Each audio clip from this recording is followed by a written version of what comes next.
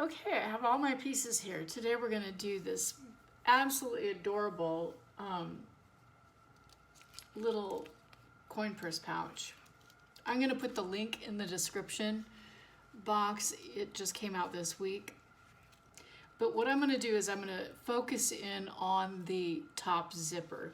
And the top zipper is similar to the sunglass pouch here. The biggest issue that everyone seems to have is getting these corners properly fit, especially this portion right here. This is the biggest issue.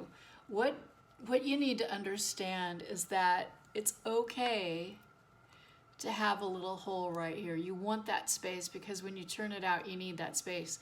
And what I want to talk about is that if you're given a measurement, and what's wonderful, let me preface this with, what's wonderful about this pattern is that you're given a zipper length based on what material you're using. I rarely see that. So know that if you're working with cotton, is going to be a different cut than if you're working with cork or vinyl or leather. And you need ample space here to turn it if you're a heavier fabric. So I'm going to put down in the description box some examples of how to cut the zipper depending on the material, okay? Because you need enough, it'll get bunched up if you have not given yourself enough space here, all right? So that's what we're going to do today. So what I've done here is I've already prepped the front, got the lining ready to go. I've done one side of the zipper tab here, and then I have cut the other side. I've got a line down the center, and I've got 1/4 inch double-sided tape on each side, and we will remove that right now.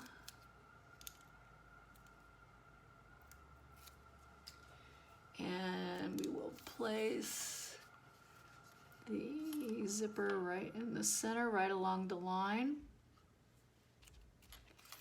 And then we fold it over like so. I'm going to clip it, stitch this down, turn my machine on. I have it set at 4. Just for this. I'm gonna go ahead, you don't see me on camera here, I'm gonna go ahead and stitch this real fast.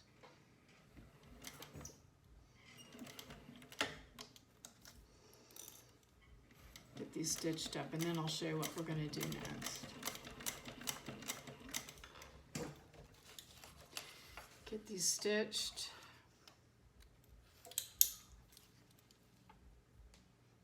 I'll bring over here so you can see me stitching a little bit. There you go. Not terribly exciting. I just stitch them right along the edge.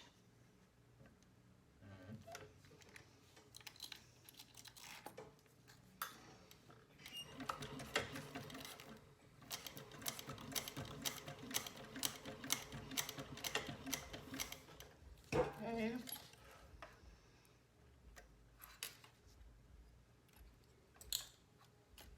So these are now stitched. All right, I'm gonna bring it back here. Now I'm gonna place double-sided tape along this side. Don't go to the end.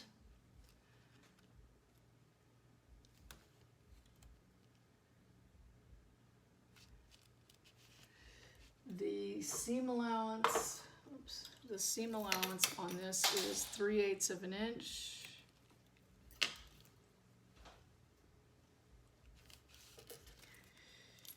And the pull is going to go over towards the left. Take the paper off, Renee.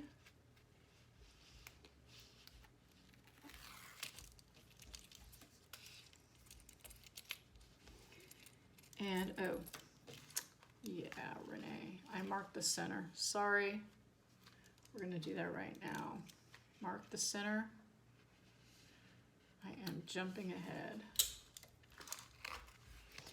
And I'm going to mark the center on the zipper. Oh, I already marked the center on the zipper. And it's marked out. Good. Well, some things I did right. All right, so then we're going to match the centers. Except for it's got to be on this side. Let me mark it here. Yeah, this is how I usually do things. A little haphazard. Get my friction pen. Mark the center. Oh, don't you hate it when it doesn't work proper? Okay. Centers. Okay. Line it up along the center. All right, now you see this little bit that's hanging off here. That drives me crazy. So I'm going to trim that. That one's good. Get this lined up even better. All right. Now I'm going to take this. Actually, I don't even need to mark the center on that. I'm going to clip this, clip, clip, and I'm going to stitch this down, set it probably 3.5 to 4. I'm going to stitch this down at 1/4 inch, and then I'm going to top stitch it. I'm going to show you that. I'll be right back. Okay, I want you to notice something here. I've stitched it down and I top stitched it. When I top stitched it, I laid it flat. I pushed the seam down towards the main body, okay? But I did not include the lining, all right? So when I go to stitch right sides together, you see how that's lying flat? So when I go to put these two pieces together, this is already lying flat. I hope I made this clear. This is the key on these things. So this seam has been pushed towards the main body and the lining is clear. And I top stitched and I left that flat. So that's going to be the key. And look how much distance I have here. I don't have my ruler in here. That's another story. But look how much distance I have to turn. I've got a 3/8 inch seam allowance and I still have plenty to turn on this bag, this little pouch. So that's the key to these. Now I'm going to do the other side. And then I'll show you that, and then I'll show you when the bag is complete. Okay, this is what it looks like. I've stitched down both sides of the zipper. And yeah, notice how there's plenty of space on each side for you here. I mean, this is an absolute, it's gonna be so cute when it turns out, yeah. So, yeah, so I'll be finishing this bag up today. I've actually made 2 of them. I'll show you.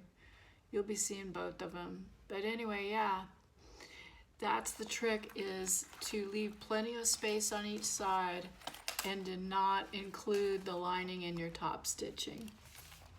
I'll have some dimensions in the description box for you, and I hope you enjoyed it. Look how cute the bag turned out. The little Rivet coin purse bag. Here's the back. Isn't it adorable? Of course, I've charmed it up. But yeah, I'm really pleased. This does not take long to make at all. And yeah. Oh my God, it's adorable.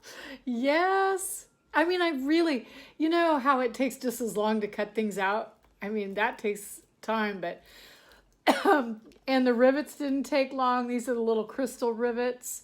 And look at the top. See how clean that is? That's what I'm talking about with the zipper. I'm making another one. I probably won't have that in this video, but you'll see it in the groups. I'll be posting that one. It was in leather. And I did it all monochromatic just because it looked really good, but really cute. Yeah, so that's it for this week. And I've got some new stuff coming up. Again, put your comments below. Give me requests of what it is you're working on, what you want to know. And I really look forward to seeing you again next week. Have a great day.